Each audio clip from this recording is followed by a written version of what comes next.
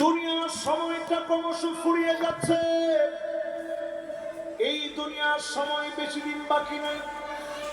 বর্তমান পৃথিবীর গবেষকরা গবেষণা করে বলছে দিন যাচ্ছে, দুনিয়ার সময়টা ফুরিয়ে যাচ্ছে। এমন সময় পৃথিবীর জন্য অপেক্ষা করছে। আজকে আমি পৃথিবীর বর্তমান পরিস্থিতি নিয়ে পড়াশোনা করেছি।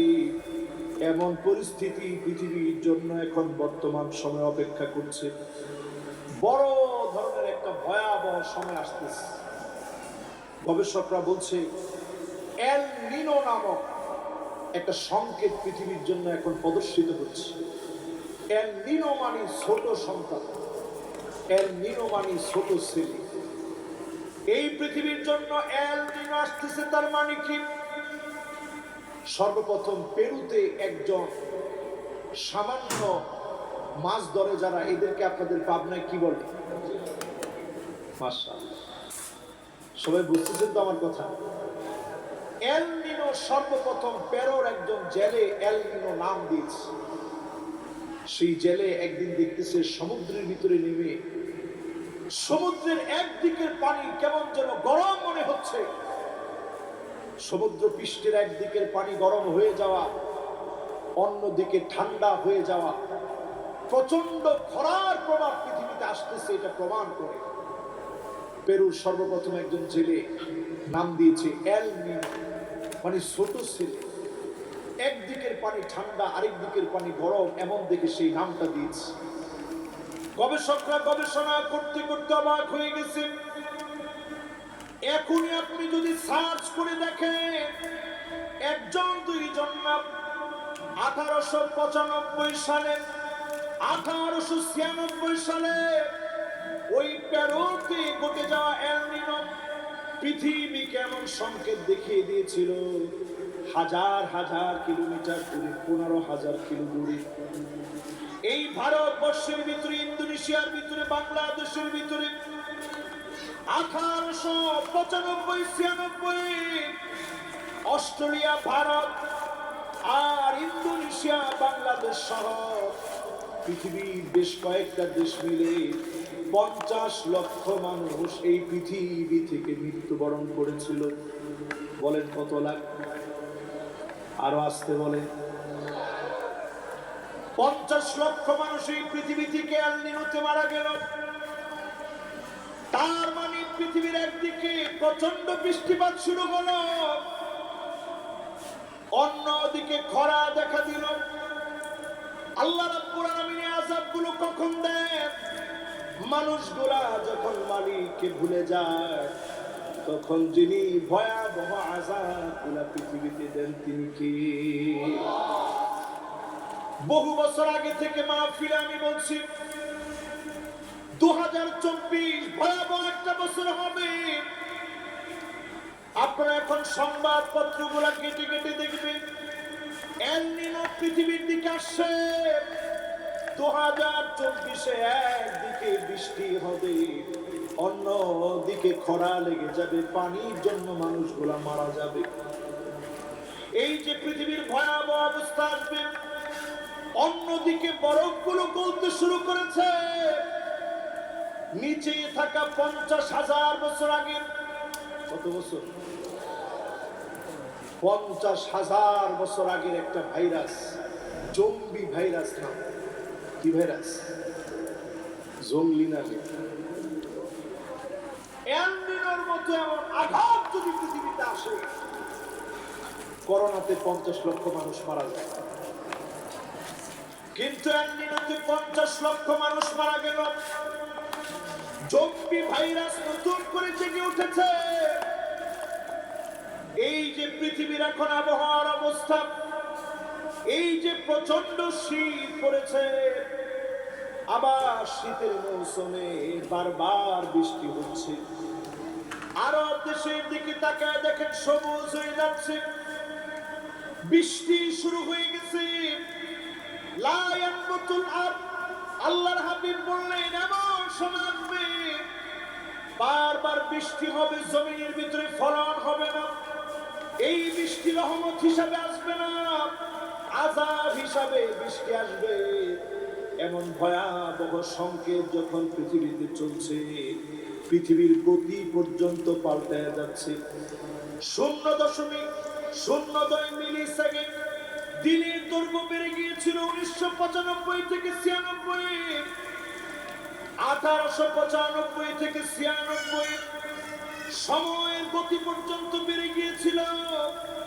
আবার যদি পৃথিবীতে ভয়াবহ এমন রোগ চলে আসে, এমন রূপের কারণে হাজার হাজার মানুষ মারা যাবে, লাখো লাখো মানুষ মারা যাবে পৃথিবীতে। কয়েকটা দেশের জন্য সংকেত দেখানো হয়েছে। এটা আমি আপনাদেরকে ভয় লাগাচ্ছি।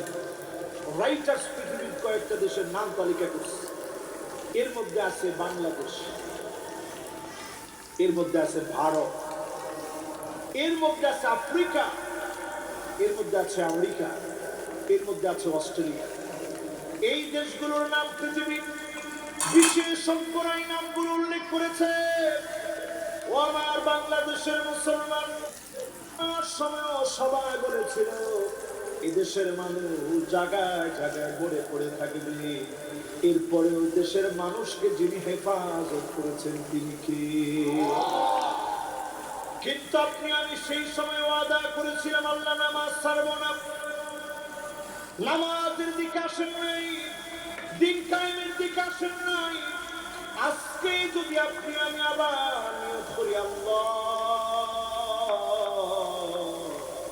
ভয়াবহ আযাবের কথা শুনলাম, অনেক বড় আযাবের কথা শুনলাম, অনেক বড় বিপদের কথা শুনলাম, আল্লাহ আমরা তওবা করে ফেলেছি, অবশ্যই যিনি আমাদেরকে হেফাজত করবেন তিনি কে?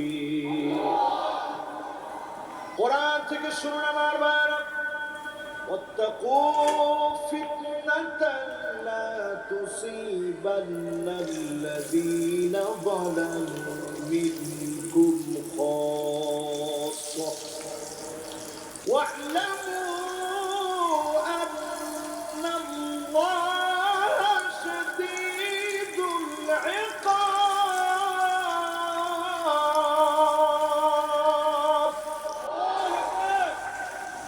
আযাব যখন আসবে আল্লাহ কাউকে ছেড়ে যাবে না, সবাইকে ধরবে। একদিকে পৃথিবীতে আসলো একদিন, অন্যদিকে পৃথিবীতে আসতেছে লামিনা। একদিকে থাকবে পৃথিবী গরম হয়ে যাবে, টিকতে পারবেন না গরমের কারণে। শীতের সময় এমন আসতে পারে সামনের দিনে ফ্যান ছিঁড়ে রাখা লাগবে, গরমের সময় অতিষ্ঠ হয়ে যাবে, খরা লেগে যাবে পৃথিবীতে। এই আযাবগুলোর কারণে পৃথিবী ক্ষয়ক্ষতির ভিতরে পড়বে। 84 ট্রিলিয়ন মার্কিন ডলার, 84 ট্রিলিয়ন মার্কিন ডলার, লক্ষ না কোটি না বিলিয়ন না, 84 ট্রিলিয়ন মার্কিন ডলার ক্ষতির ভিতরে পড়ে যাবে পৃথিবী। যদি বাঁচতে চান এই কোরআনের দিকে আসা ছাড়া বাঁচার কোনো উপায় মুসলমানের নাই। আর আসতে বলে এই মাহফিলে যারা আমরা বসলাম, কথাগুলো যারা শুনছি, গাফলতি বাদ দিয়ে দেন, আল্লাহর দিকে ফিরে আসেন। বিপদ মুসিবতে খাস ভাবে যিনি বাঁচায় দিবেন তিনি কে? করোনা থেকে যখন বাঁচছেন তখন কি স্লোগান দিচ্ছেন? আমরা মোকাবেলা করেছি। কি মোকাবেলা করছেন আপনি? নমরুদ একটা ল্যাংড়া মশার মোকাবেলা করতে পারে না, তুমি মোকাবেলা করবা করোনা। আল্লাহর আযাবের কোনো মোকাবেলা হয় না। একটা দেশের মোকাবেলা আপনি করতে পারবেন না। আপনার সেনাবাহিনী নিথর নিস্তব্ধ হয়ে দাঁড়ায় থাকবে, অস্ত্র তাক করে রাখবে, আল্লাহর সেনাবাহিনী বিজয়ী হয়ে যাবে। ঠিক কিনা বলে? কথা কি বুঝে আসতেছে? তারপরে বোঝা যায় গাফলতি থেকে যদি বাঁচেন আগামী দিনে বাঁচবেন, না হলে মরবেন। ঠিক কিনা বলে? নামাজ ধরবেন তো ইনশাল্লাহ। এবার আমার ভাইরা পার্শ্ববর্তী দেশের দিকে তাকান। কোন দেশের দিকে তাকাইতে বলছি? আজকে এই নিউজটা আমি পড়ছি, চিন্তা করছি এই মাহফিলটা নিয়ে কথা বলব। ভারতে উত্তরবঙ্গে, ভারতের উত্তর প্রদেশে একটা বিশাল মসজিদ, 400 বছরের পুরাতন মসজিদ। মসজিদটার নাম জ্ঞান বাবরি। বাবরি মসজিদের পরে নতুন করে তারা হাত দিয়েছে জ্ঞান বাপি মসজিদ। বলেন কি মসজিদ? জ্ঞান বাপি মসজিদ। জ্ঞান বাপি, ভারতের উত্তর প্রদেশের এই জ্ঞান বাপি মসজিদ। সম্রাট আওরঙ্গজেব এই মসজিদটা নির্মাণ করেছিলেন 1669 সালে। এই 1669 সালে নির্মিত মসজিদ। এই মসজিদের উপরে এখন 4 জন নারী সর্বপ্রথম মামলা করেছে। তাদের দাবি হচ্ছে এখানে শিবলিঙ্গ আছে, হিন্দুদের অনেক নিদর্শন এখানে আছে, সুতরাং মুসলমানদের মসজিদ ভেঙে ফেলতে হবে। অলরেডি তারা মামলা করে অলরেডি 1 সপ্তাহ সময় দেওয়া হয়েছে, মুসলমানদের সব নিয়ে যেতে হবে। সিলগালা করে দেওয়া হয়েছে মসজিদ। বাবরি মসজিদের পরে জ্ঞান বাপি মসজিদের মধ্যে যারা হাত দিয়েছে, জ্ঞান বাপি মসজিদে যারা হাত দিয়েছে, মনে রাখো বেশি দিন লাগবে না, আগামী পৃথিবী মসজিদের পৃথিবী হবে। মুসলমানদেরকে যিনি বিজয়ী বানাবেন তিনি কে? আমি আজকে আপনাদেরকে পরিষ্কার শোনাই দিই।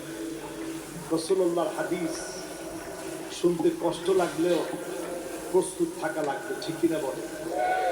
আল্লাহর হাবিব বলেন, ইসাবাতানি মিন উম্মতি, আমার উম্মতের 2টা দল এমন হবে, আহরাজাহুমাল্লাহু মিনান নার, জাহান্নামের আগুন যাদের জন্য হারাম হয়ে যাবে। বলেন আল্লাহু আকবার। কারা হবে তারা? 1 নাম্বার হবে ইসাবাতু তাকুতুল হিন্দ ওয়া ইসাবাতুন তাকুনু মা ঈসা ইবনে মারইয়াম আলাইহিস সালাম। যারা হিন্দুস্তানের বিজয়ের জন্য লড়বে, এই হিন্দুস্তান বিজয়ের জন্য যারা বের হবে, জান দিবে, মাল দিবে, জীবন দিবে, জাহান্নামের আগুন তাদের জন্য হারাম হয়ে যাবে। বলেন আল্লাহু আকবার। আজকে আমার ভাইদেরকে আমি শোনাই দিতে চাই, সময় কিন্তু সেই দিকে যাচ্ছে। এই যে পাকিস্তান আর ইরানের সঙ্গে এই যে সংঘাত চলছে, এই সংঘাতের মোড়, এই আঘাতের মোড় একটা ঐক্যবদ্ধ শক্তিতে রূপান্তরিত হবে খুব শীঘ্রই। এই শীঘ্রই ঐক্যবদ্ধ এই শক্তি, পাগড়িওয়ালা আফগানিস্তানের এই শক্তি, সমস্ত শক্তিগুলো ঐক্যবদ্ধ হয়ে একটা লড়াই হবে। আল্লাহর ঘর মসজিদে যারা আঘাত করেছে, আব্রাহার বাহিনীর কথা স্মরণ করে দেখেন, তেমন কিছু আল্লাহর লাগে নাই। পাখির ঠুটে একটা, পায়ের মধ্যে 2টা, পারমাণবিকের মতো শক্তিশালী ইলেকট্রন, প্রোটন আর নিউটনের মতো বিস্ফোরণ দিয়ে আল্লাহ পাক আব্রাহাকে শেষ করে দিয়েছে, ঠিক কিনা বলে?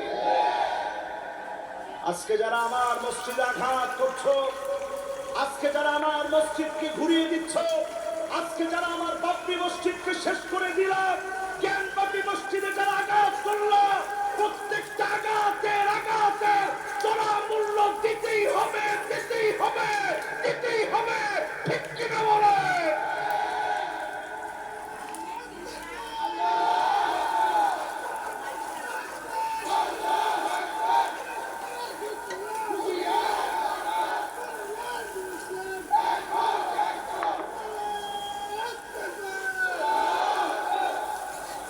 মনে করে এই আলোচনা করার পরেও নানা রকমের বাধা আসবে, ঠিক কিনা বলে? আমি আজকের মুসলমানদেরকে বলতে চাই, এই আলোচনা শুধু আমার আলোচনা। আবু হুরায়রার মতো সাহাবী তিনি নিজে বললেন, গজওয়াতুল হিন্দ ফাইন আদরাকতুহা উনফিকু ফিহা নাফসি, যদি গজওয়াতে হিন্দ আমি পেয়ে যাই, আমি আমার নিজের জীবনটা গজয়ে হিন্দে দিয়ে দিব, বলেন আল্লাহু আকবার। এই বক্তব্য আবু হুরায়রা নিজে দিচ্ছে। এরপরে তিনি বলছেন ওয়া মালি, সম্পদগুলা সব হিন্দের বিজয়ের জন্য ব্যয় করে ফেলবো, জোরে করে আল্লাহু আকবার। এরপরে তিনি বলছেন ওয়া ইন কুতিলতু কুনতু আফদালাশ শুহাদা, যদি এই লড়াইয়ে আমি শহীদ হয়ে যাই সবচেয়ে সেরা শহীদ আমি হব, কারণ আমি আল্লাহর নবীর হাদিস অনুযায়ী জাহান্নামের আগুন যাদের জন্য হারাম তাদের মধ্যে আমি শামিল হয়ে গেলাম, জোরে করে আল্লাহু আকবার।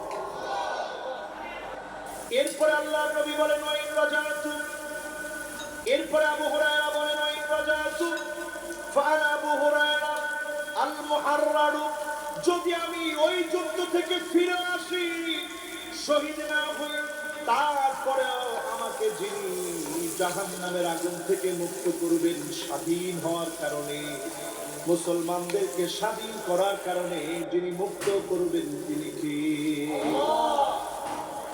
যদি আজকে আমরা মুসলমানরা একটু চিন্তা করি, আমাদের পার্শ্ববর্তী দেশ, সেই দেশের ভিতরে মুসলমানদের উপরে নির্বিচারে হত্যা করা হয়, জয় শ্রীরাম বল, জয় শ্রীরাম বল বলে বলে মুসলমানদেরকে হত্যা করা হচ্ছে, মসজিদ ভেঙে দেওয়া হচ্ছে, জায়গায় জায়গায় আমার মা বোনদেরকে অপদস্থ করা হচ্ছে, লাঞ্ছিত করা হচ্ছে। আর যদি আমরা প্রতিবাদ না করি আল্লাহ আদালতে জবাব দেওয়া যাবে না, ঠিক কিনা বলে? এই জন্য যত মুসলমানরা আজকে বসলে এখনো হিন্দি ছবি আপনাদের কাছে সবচেয়ে ভালো লাগে, স্টার জলসা, জি বাংলা, স্টার প্লাস, এইগুলো দেখে দেখে আমার মা বোনেরা সময়টা পার করে। এর নাম গাফলতি। এর নাম কি? সবাই বলেন এর নাম কি? আবার বলেন এর নাম কি? গাফলতি আল্লাহ বারবার ছেড়ে দেন না। আজ আমার বাবরি মসজিদ, জ্ঞানবাপী মসজিদ যারা নষ্ট করে দিচ্ছে, এই মসজিদকে যারা ধ্বংস করছে, আমার প্রতিবাদ হবে, তাদের প্রতি চরম ঘৃণা বলে প্রত্যাখ্যান করা লাগবে, দিনের দিকে ফিরে আসা লাগবে, আল্লাহর জমিনে অন্তত নামাজি হয়ে মসজিদে প্রবেশ করা লাগবে, ঠিক কিনা বলেন? রাজি আছেন মুসলমান? তারা মনে করছে অনেক শক্তিশালী হয়ে গেছে। এই পৃথিবীতে তাদের সংখ্যা 120 কোটি, আমাদের সংখ্যা স্টিল না। আজকের দিনে যদি জরিপ চালান 190 কোটি মুসলমান, একজন মুসলমান কমতেছে না, মৃত্যুবরণ করে একজন, 10 জন মুসলমান হয়, ইসলাম গ্রহণ করে, মুসলমান কমে না, মুসলমান শুধু বাড়ে।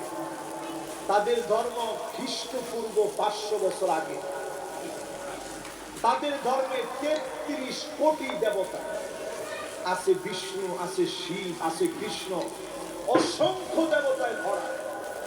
আমাদের ধর্মে একজন মাত্র মালিক আছেন, তিনি কে? তাদের ধর্মগ্রন্থ অনেকগুলো, স্মৃতি, শ্রুতি, উপনিষদ, যজুর্বেদ, ঋগ্বেদ, সামবেদ, অথর্ববেদ, অনেক কিছু তাদের আছে। আমাদের আছে শুধু কোরআন আর সুন্নাহ, বলে কোন আল্লাহ। এই মাহফিল যারা আমরা বসলাম, নিয়ত করে ফেলেন মুসলমান, আজকে থেকে অমুসলিমদের কোনো কিছু অনুকরণ করবেন না। এই মাহফিলটা যিনি নাজাতের জন্য কবুল করে নেবেন তিনি কে? এবার আসেন, এই পৃথিবীতে যারা অহংকার করেছে তাদের শাস্তি একটু শুনবেন। দেশি পাকা টমেটো আর সিক্রেটের